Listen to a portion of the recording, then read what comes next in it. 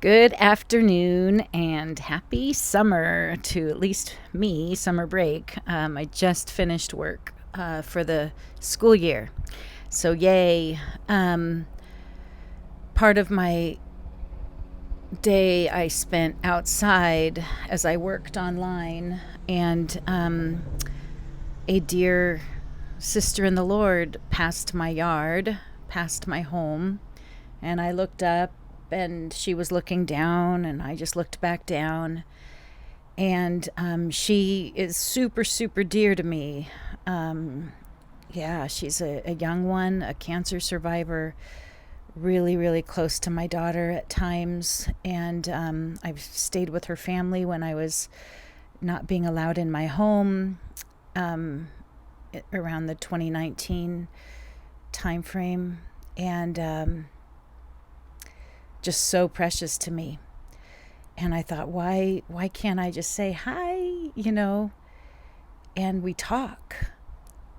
And what came to me is that truth is something that if you're not allowed to speak, or if others aren't willing to speak it, then it's a language, or it's a communication that has no translation.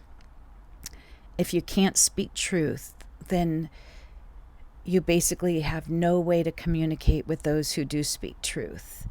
And if you are speaking truth and people are not willing to hear or to speak the truth, then you have no way to communicate. So I hope that makes sense. And it's identical to the fact that, the light and darkness have no fellowship.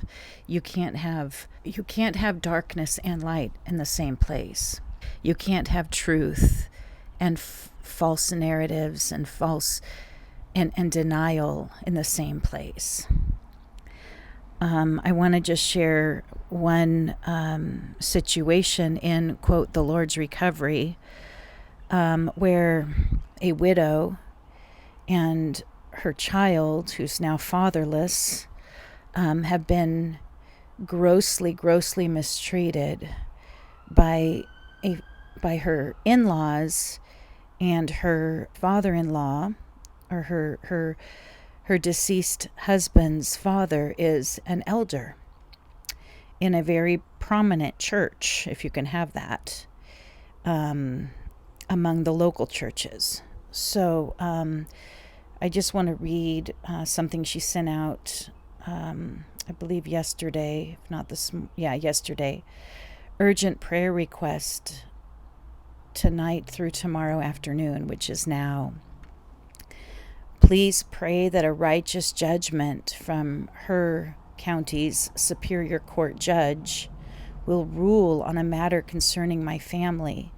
My late husband left provisions for our daughter, and another relative has claimed that those provisions belong to her instead. She has already taken the money away, as she also tried in what he left for me, for the widow. She was not named to receive the provisions. We are asking for these to be restored. The court ruled in 2023 that she had embezzled from what he had left for me and ordered the return of those provisions. We hope they will rule righteously again. Please pray that the judge will recognize her state as the jurisdiction for these matters. The other side is trying to distract the court by arguing that a different state is the jurisdiction.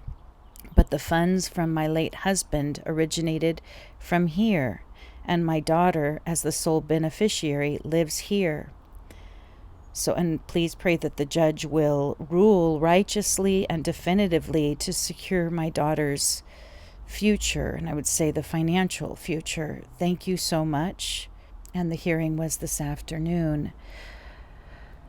And I bring this up because this situation, like mine and like many others, is shrouded in dishonesty. There's no way to get away with this kind of thing without not speaking the truth.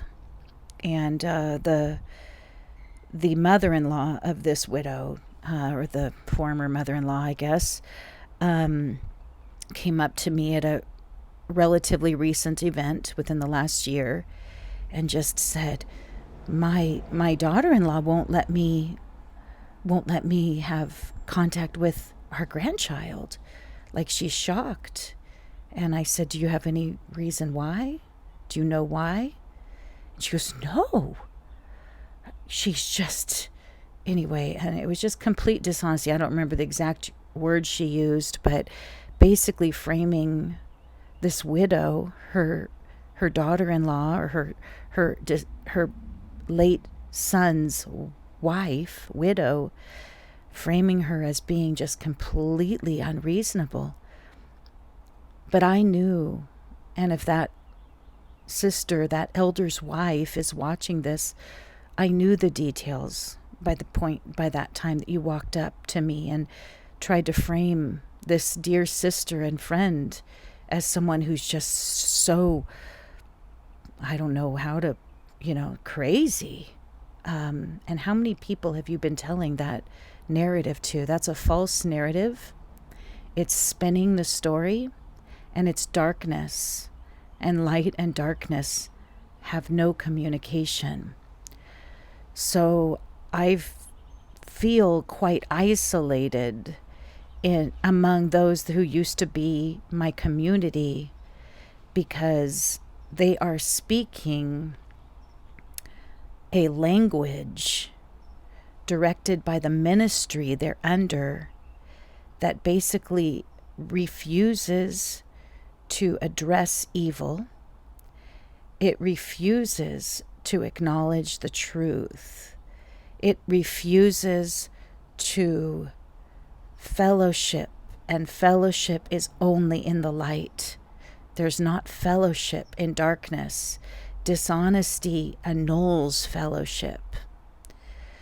So all I'm asking in these videos is for fellowship. And the fellowship is among any who would speak truth. Let him who steals steal no more. Speak truth, each one to his neighbor. If we could speak truth, then that sister, that dear sister who walked past my home earlier, we could have fellowship with one another. I don't need to talk about my problems, but I would like to know how she's doing. And I'd like, if she asks me how I'm doing, I would like to be able to answer honestly without being shut down and shunned because of the honesty, because of truthfulness. And I just want to add, before I close this video out, 2 Corinthians 6:14 that I quote at the beginning, that says, what partnership has righteousness with lawlessness, or what fellowship has light with darkness? The first part of that verse says, do not be unequally yoked with unbelievers. So it is so shameful if believers are lawless and believers are in darkness.